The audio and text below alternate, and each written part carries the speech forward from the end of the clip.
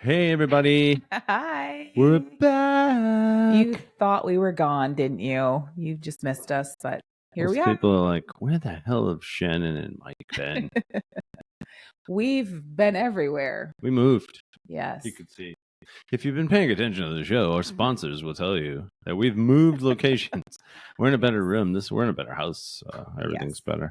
Yes. So we're a little late back to podcasting, but we're not going anywhere. We're just in a new space. Yeah, very happy to be in a new space. The place we were in, you probably couldn't tell. If you've been following us for the last few years, you've seen big changes. We were in a big, huge, massive house. Starting in 2021, end of 21, we bought a big ass house down here in Florida.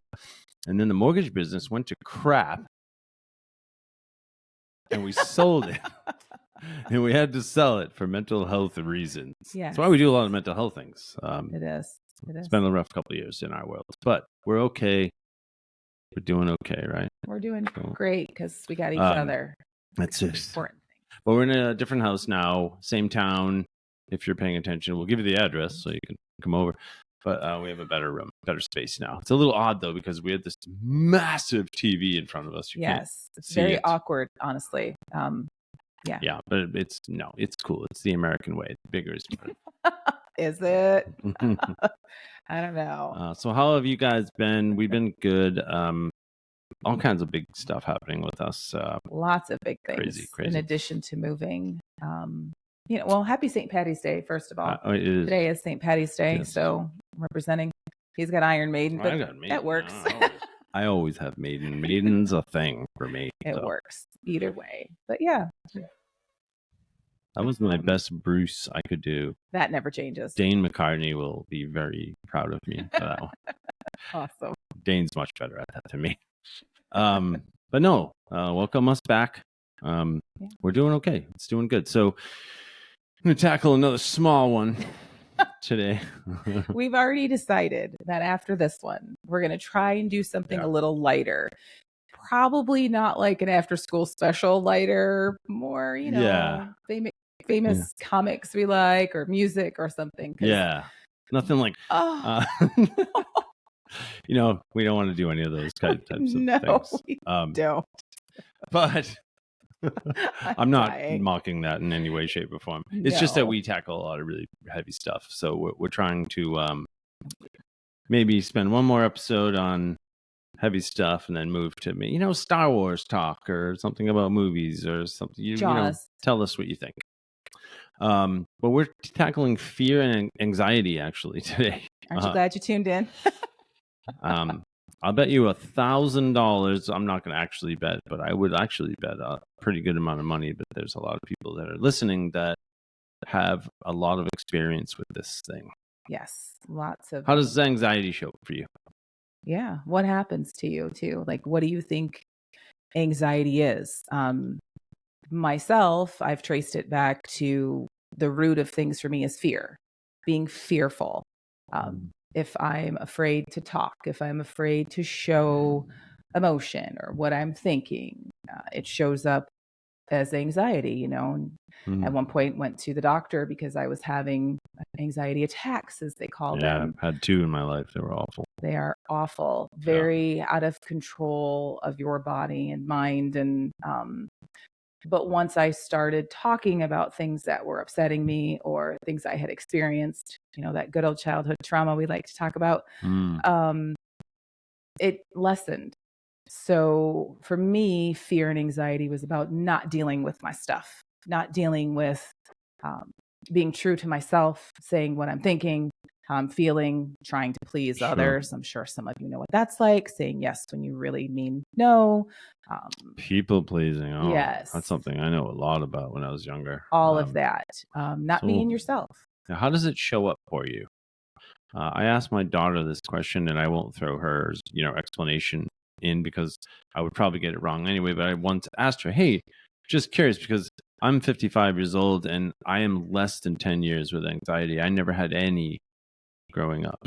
0. Mm-hmm. My nuclear family, the people all around me had it. And they would explain. No one ever explained anything in my childhood. Yeah. We were just very reactionary.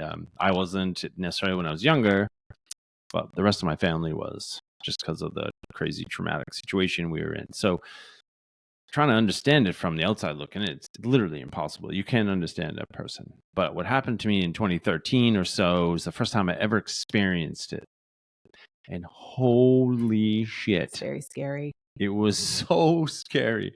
I had all these weird thoughts that I didn't control, like fearful, fear-based. Everything was like scary.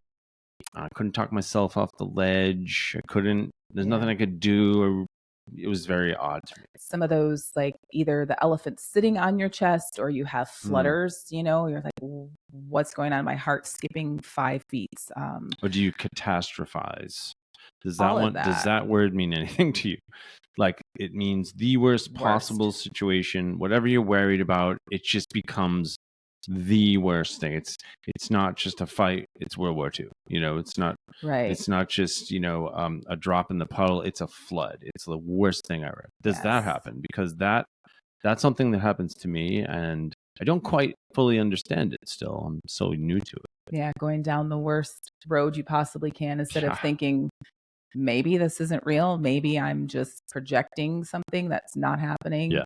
I mean, facts. I know, and not to, get it mixed up, but there are some things with fear and anxiety that are different if you have like PTSD, for instance, or CPTSD. Those things happened. And so you have to deal with the anxiety and fear of that. But this other type, because there's always so much fun to be had when you've got trauma of any sort. This kind, it comes out in stress, it comes out in no sleep.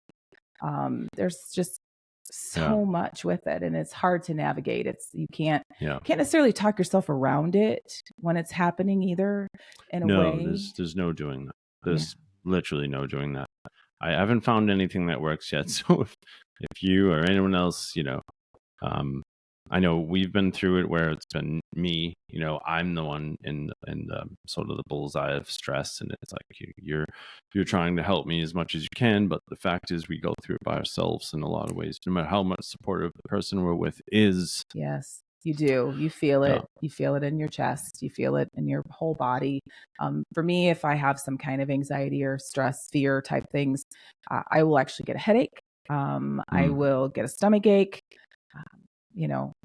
What I have found works for me, though, truly is talking about it, which is the hardest thing in the world for me to do. So hard. It's so hard. And you are so wonderful and supportive and non-judgmental, and you just listen. And I couldn't have a better person to talk to, and I still have a hard time. I struggle. I still do. I have a therapist I pay, and I still struggle to tell her to. So it's like, and you're literally paying her for her advice. And I'm literally paying her to listen to me. So it's like, hey, I need my car fixed from a mechanic, and I won't tell you what's wrong with it. Yeah, you're supposed to guess or figure it out. Like, but that's there's a author that we've both read. His name is, I don't know how, Gabor. My brother Dan calls him Gabor. Gabor Mate. He wrote this book, this famous seminal book called The Realm of Hungry Ghosts. It's amazing. Crazy good book. If childhood stuff affects you, if addiction affects you, even if a family member in general, I think you can relate. What the book basically talks about, I'll summarize it, is he's a doctor, and he's a famous doctor, and he ran this clinic right in Toronto, one of those Canadian cities. Might even be Winnipeg, but anyway, he ran a clinic, and he himself was an addict. He was addicted, believe it or not, to buying CDs, like classical music CDs. Even if he had like Beethoven's Ninth or whatever, he had like 50 copies of it. Yes. He couldn't avoid doing it. It occupied his mind. Like any other kind of addiction, it was just part of his thing. So when he wrote this book, and he dealt with a lot of his clients, people on the streets of whatever city he was in, and he learned by learning about their stories that a lot of them were childhood trauma victims, that it wasn't, and he himself was from Budapest, right? Yes. And he was actually his parents were taken from him when he was young, and he realized that a lot of his stuff could be traced back. So the point of this is anxiety a lot of times can be fear. So he has a really cool interview with Jay Shetty where they talk about this, and he characterizes fear as it's not even about something specific anymore. It can be anything. It's the world. It's in general. Yeah. It just shows up like you have it.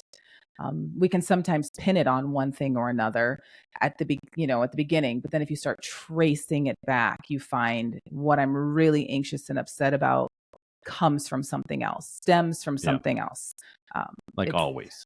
Yeah. Yeah. I mean, in every situation, it's much deeper. And we talk a lot about this past, present, future thing. We talk so much about everything. We talk about, we do. That's why we have a show. Yeah, that's right. And buy Wrigley gum. Do we make? They don't even pay us. It's so stupid. They should pay us. But we talk about the past, present, future thing a lot because a lot of us live in the past. Yes. And we're worried about the future. So we don't spend any time flipping now. Which is the only time you have. That's it. It's the only thing you have control. So the past is past. Worried about the past or changed by the past. The past has affected you and worried about the future. Like somehow the past affects the future, so you don't worry about now. And those of us who have been in childhood trauma situations, I wasn't even aware of this. I mean, not even remotely aware of that pervasive issue, past, present, future. So what it does, it affects my today. It has for years. Yeah. And I try not to do that anymore. I'm much more conscious of it, and it's a needle that moves, really slowly. Sometimes I think I have a better handle on it. Some days I'm really like, okay, this is a great moment. We're sitting here outside at the pool, the beach, whatever, or just watching a show together. And it's fantastic. I am present. I am fully here now. And I realize this is all I have. This is it, because I don't know what's going to happen tomorrow. And I don't want to waste my today worrying about it. Just like your past, you can't go backwards. You can't change any choices. All you can do is be in the moment. And it, again, is one of the most hardest things to do, but what most of us really should work on, because you're missing out. You're missing out on today if you're worried about yesterday or the future. How do you know you're in this anxiety state? I can't sleep. Yeah, but you don't sleep anyway. We don't sleep. True anyway. Story. But I traced that back to why. And I'm not mocking that at all. I'm curious, truly curious. Maybe we've never even talked about this. How does it look to you? For me, I start getting chest flutters. I start getting a stomach ache, kind of like I said a little bit before. I tend to feel attacked, even if I'm not being attacked. I feel. What do you mean attacked? Like somebody's attacking me. Like I'm in a fight or flight thing. That's my anxiety. Is like, oh, I have to. So you feel like you have to abruptly react to things. I do. Like I don't allow myself that moment of like, hold on, think for a second. You are making more out of whatever it is. You feel, very like, and I kind of feel my face go hot. Yeah, I can tell, and then I have to really sit and try and breathe. Does it become like a focal point? Absolutely. Can't not think of it. Yeah, absolutely. That's how it is for me too. Yes. Lately, for me, it's been a dark street. Like, oh right. I'll just tell this story. We were putting this together a couple of weeks ago. Oh, our studio setup. This whole studio thing. We're putting it together, and I was troubleshooting it. It's what I do. I'm a musician. That's all we fucking do is troubleshoot. Why does my snare drum not sound good? With the microphone, it's whatever megahertz, and so we're always troubleshooting. So I was troubleshooting this whole setup. We have a lot going on. We have mics, we have speakers you can't see, this massive television, lighting, the software which has to talk to the interface. So there's a lot of stuff. And any musician out there, or even a person that's ever done a podcast, will know it's a lot of stuff. So I'm not something I've never done before, but all of a sudden, I couldn't breathe through it. You were here, so she knows. I was sitting here and I was like, I can't figure this out. And she's suggesting, hey, maybe we should go have a sandwich and get a drink, something to drink, and check the dogs out. Or nope, wouldn't have any of that. I'm just like, no, this is me. I'm gonna head down this road. So the way I describe it is sometimes now I feel like I'm in this dark place. Like, whoa, it's nighttime. There's like Halloweeny trees with no leaves on them. It's dark. I don't even know how I got here. Yeah. I don't know if any of you experienced that, but that's how it looks for me lately. So are you saying you're in the room, you're doing, you're setting up, it's bright because our room is bright, and all of a sudden it changes around you? Like you really physically feel like you're transported? Beating myself up, first of all. Yeah. That's the first thing. This is hard to admit, but it's true. If you've ever been through trauma, of any kind, when I was young, I was a lot of it in my childhood and my upbringing. So what happens is we go inward. Like narcissists maybe work on others. That's their deal. And then you have all these different coping mechanisms. But for someone like me, I'm a middle child. So for me, I go inward. I don't even want to see myself on the screen. It becomes all about me. Because when you go through that stuff, there's a famous book called the CPTSD book, and it talks about how it becomes, you're told or shown you're not good enough, and then you adopt it as your own. I'm not good enough. Right. So still at my age and with all the work I've done, it still shows up. So for me, that's what happens to me. It's awful. It's awful. It's terrible. It's awful. And I know you hate it. I mean, hate it like you can't help me. But that's just how it looks. That's what happens. And for me, lately, it shows up differently. I have learned, though, when it is happening to you, I mean, because when it's happening to me, I know what it's like I can't get out of it. I can't snap out of it. I have to actually let it happen and work through it. And then I can go back later. But with you, I just need to be there. Like I know I can't do anything for you. It's something you have to work for, but I can suggest, hey, I'm here. Hey, you're okay. Would it help to go, get a sandwich or walk away because you're hungry? You just told me you were hungry. So let's go get something to eat, But as far as the actual emotions and stuff, I'm one of those, I think you have to sit with that stuff. I think you do. It sucks, but you have to, because it comes out in other ways if you don't. Yeah, exactly. I sounded Irish for a second. It came out of the wheeze if you don't. Listen to how cool that is. That wasn't really. He's so That was terrible. That was not the best. Okay. I am named Shannon, but I'm not Irish, really. Sort of. My mom. Anyway, I digress. You have some, right? Yes. Yeah. Mostly English, Eastern, but Irish is British Isles, right? Welsh. Yes. I am 62%, according to 23andMe. 62%. Irish, British, Scottish, whatever, that part of the world. White. The whites. From the island of Caucasus. Absolutely. That is a Caucasian child. Yeah. Hilarious, that movie. Have you ever seen that movie? It's absolutely hilarious. Shannon is on the other side. Yeah, the most Irish I am is probably my name. You did just sound Irish. You're the most least Irish people I know. Sorry. No, we get off on a tangent there. But it's okay. It's a heavy topic, No, it is, and it's so. That's, I guess, the question is, how does it show up, and how do you work on it? Like, what do you do? Yeah, what do you do? For me, I'm kind of so new to it. I have absolutely no clue, and I don't know if that changes over time. Like I said, I used to watch some of my family members really react to life. It was really hard to watch sometimes. I'm like, man, what's going on over there? Now that I'm older, and it just hit me. I didn't know what it was either. For a long time, I didn't realize what it was. I saw it in some family members, but normally after like a tragedy would happen, and then people would kind of, freak out. And I don't mean immediately. I mean, like later on, it would come out. Yeah. How about conflict with family members? Yes. That's one that I don't know that people talk all that much about. That's a lot of people don't talk tough about one. That. It is. Absolutely. It's hard for me. It affects me and my family greatly because it shows up. It just shows up differently in everyone. It does, and sometimes, at least for me, with family things, I learned to shut down. So my anxiety also kind of like yours went inward, because if I become quiet, then I'm, kind of invisible. Or another thing that I do still, and I know it's a coping mechanism, is I clean. Like I clean instead of talking, instead of getting out what I'm feeling, I'll start picking up a spray bottle and wiping stuff down. And it's like, it's your mind is chaotic. So you're trying to control what you can control. Well, if you keep your body busy, you don't have to. You don't even have to think.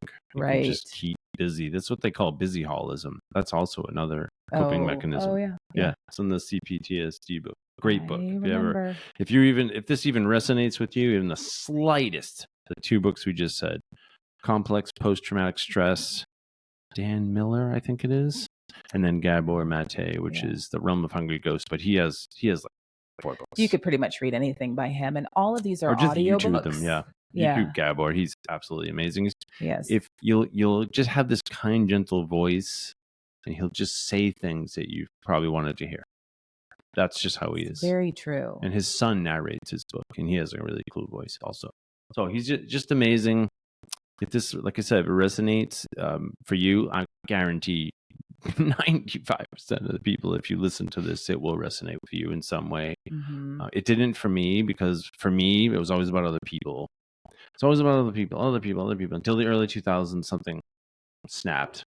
And just, everything changed for me after that. And I realized that I had been, sort of pleasing everyone. But yourself. But me. Yeah. My whole And that creates a lot of anxiety. And it's also based on fear. Even knew it was there. I know. I had no idea. Yeah, but it does. It creates anxiety within yourself because you're not free to be you. It's like kind of exhausting being that way. It's kind of. You think we'd sleep better, but we don't. And so, like, if everybody's listening, if anyone listens to our show, we've been gone for a year and a half. So if this resonates, we'd love to hear from you, because I love to know how it shows up for people, because we do this to try to help. We help each other first by talking about it. We do. And the sort of leap to do this has just been a way to helping other people to talk about it. People don't talk about this kind of thing unless they're in therapy. And I've always been the heart on my sleeve kind of guy. So that's just, it's easy for me to sort of, I've had many conversations like this one. And I don't like to talk. So, I mean, I do. I remember years ago, I was at work, one of my first mortgage jobs. This is like 2003. And we just started talking about this. Me and like 4 people. We were all in cubicles, 1, 2, 3, 4. Next thing you know, we're all talking about our childhood. It was actually really cool. It was the first and only time it's ever happened to me, where I just found a group people, that me too, and then me too. And a lot of it in our culture is like stuff it down in America, especially our parents and the Generation Xers. You know this. You raised yourself like we did. Stuff it down. It's not happening. Just fucking get over it. Right? Yes.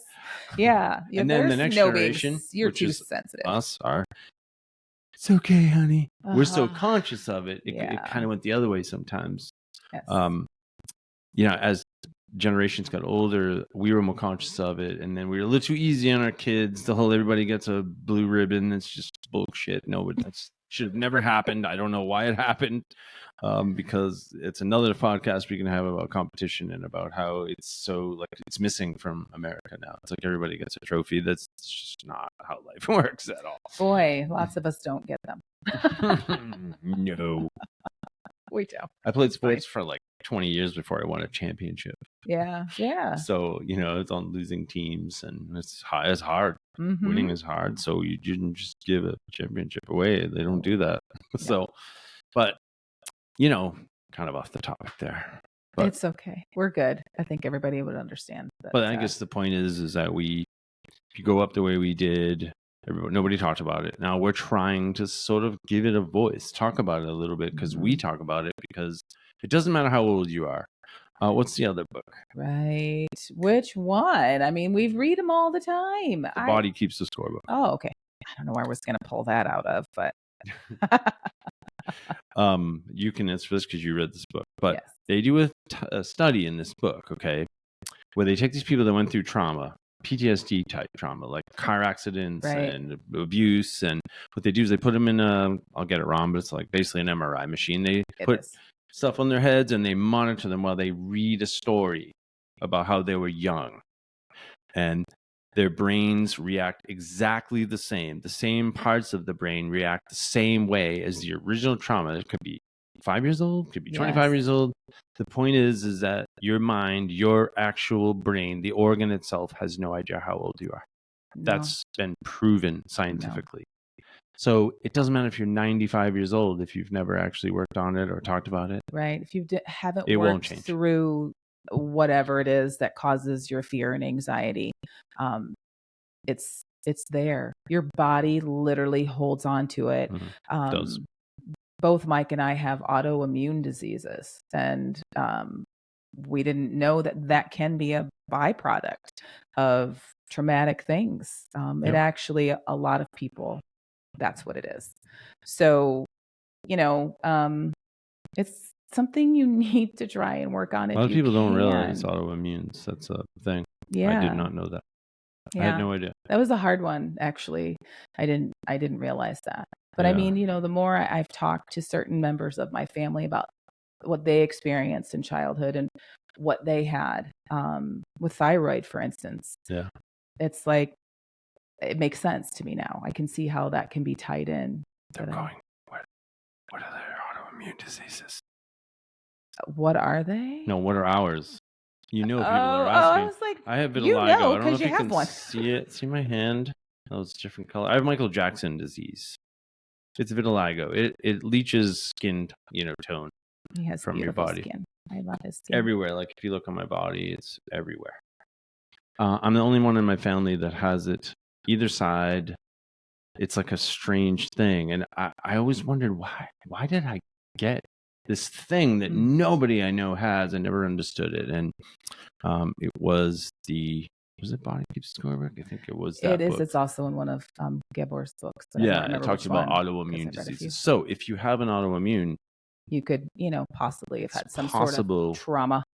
It's trauma-based because it kind of makes sense in a way. The body on this, in my case, the body keeps my skin pigment always white all over.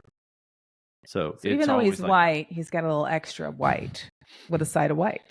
I've got a Caucasus. I have a side of Caucasian. I'm whiter than white. Whiter than white. Oh my goodness. Yes. But not in every case. But I just remember asking myself. I was 18 when I got it, and I was like, "What is this crap? What is that?" Great, something else. Yay! Oh man. So what does it look like for us? What does it look like for you? How does anxiety show up for you? Fear, overwhelming fear. Is it that? I'm gonna say too. My autoimmune was Hashimoto's thyroid. I left you out. It's okay. It's okay. No, but a lot of people don't realize that thyroid issues can have a lot to do with trauma too.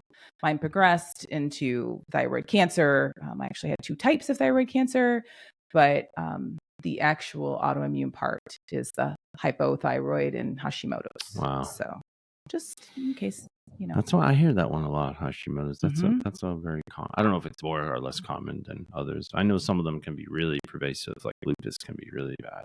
Yes. I worked with someone that had that, and it was, knocked out for 2 days. So back to what you were saying, really, the whole thing is to work through as much as you can, not to hold things in, because your body does take it in other ways.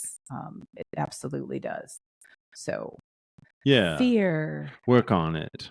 Another really good book is called This Naked Mind.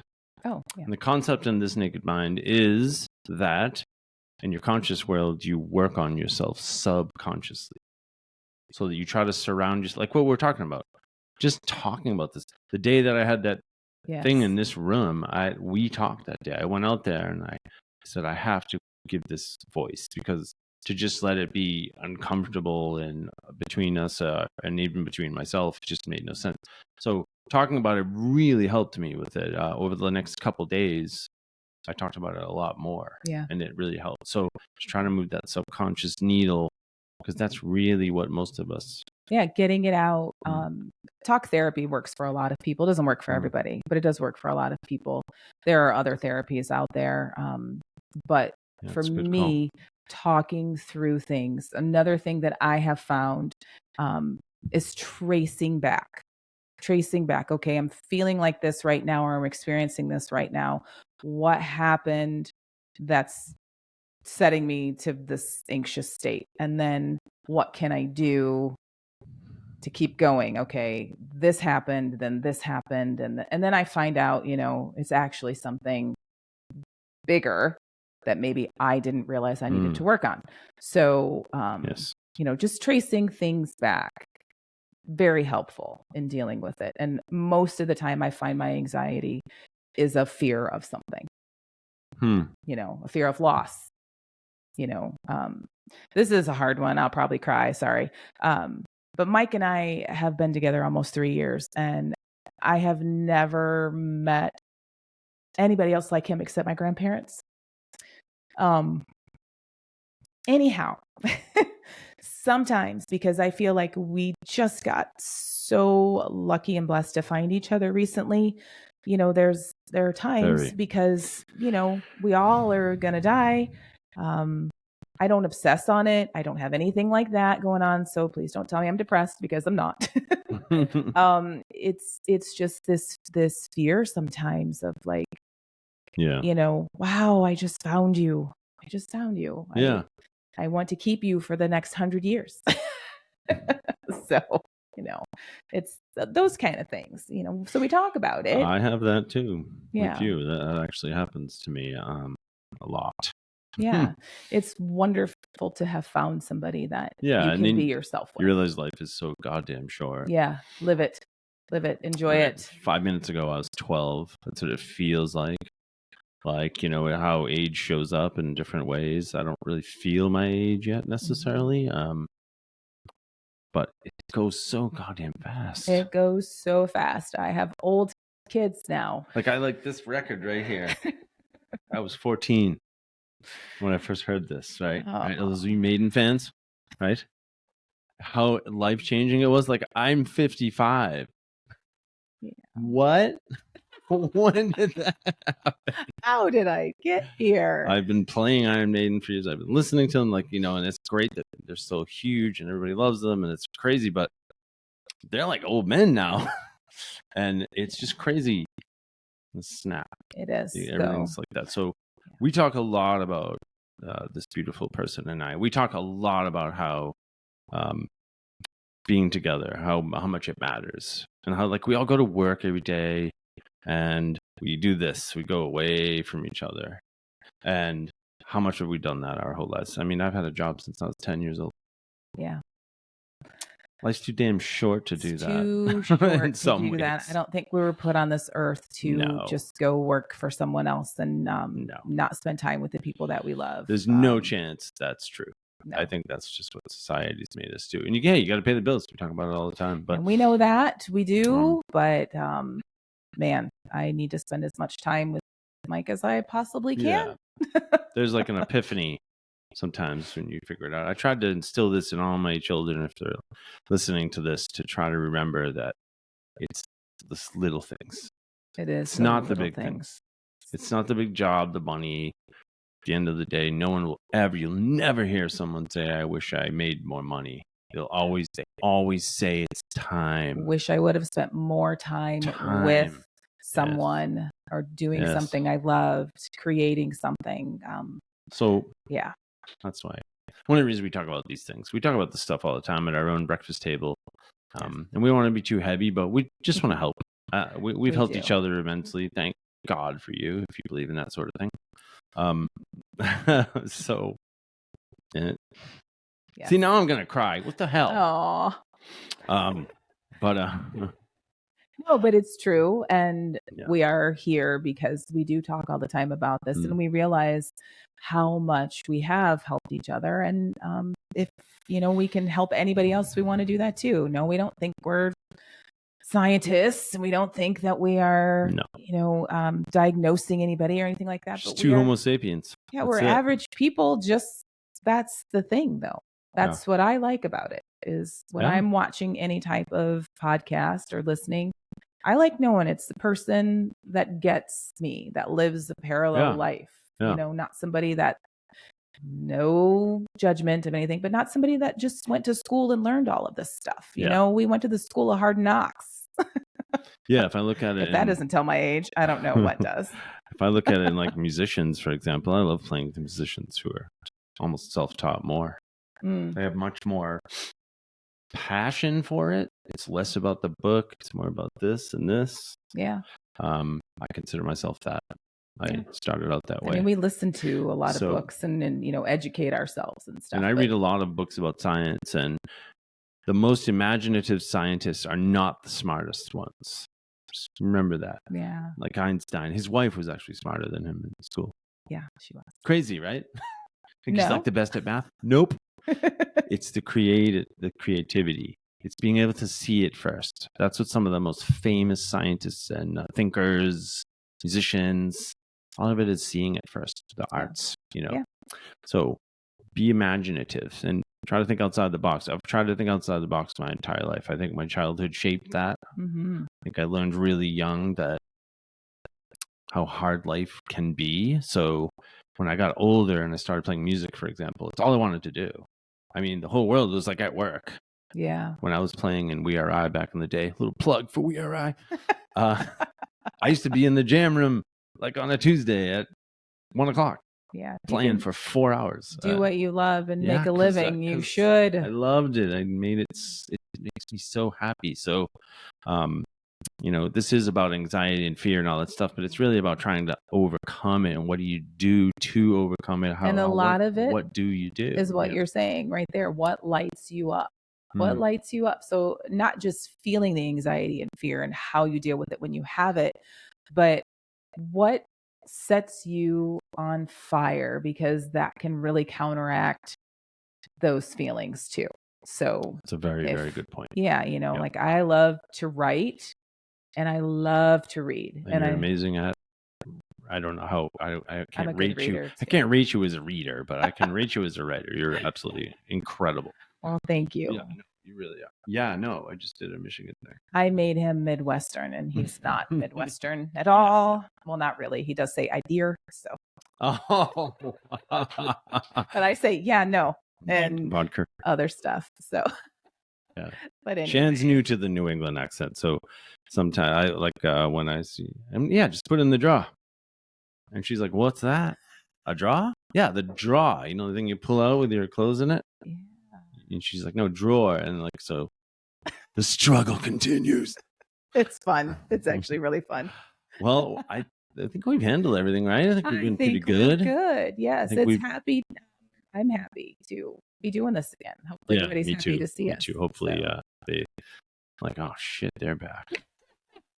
No, but send us a message, send us an email, you know, give us a thumbs up, follow us on all the socials. And hopefully now that we're almost settled here, we can at least come out with one of these, you know, once a month, if nothing else. Yeah, we're going to try to do it at least bi-monthly. We would like to do it every week, but we're back at work. Oh, both of us. Yeah. So anyway, it was great doing this. Love you. Yeah, and love you. Let's get back to talking about this stuff. So hopefully you guys can get something from this. And if you have, like Shannon said, if you have anything at all that you want to come at us with, you can always reach us on the socials. What's our email again? you.should.listen. MS. Yes, at Gmail. Or is it you.should.listen.ms@gmail.com? Yeah, I know. I was letting him go. It wouldn't let us have You Should Listen in any form that wasn't that. So. Yeah. So we appreciate you. You can always write us on Facebook. But Instagram, YouTube. Talk to you soon. Bye.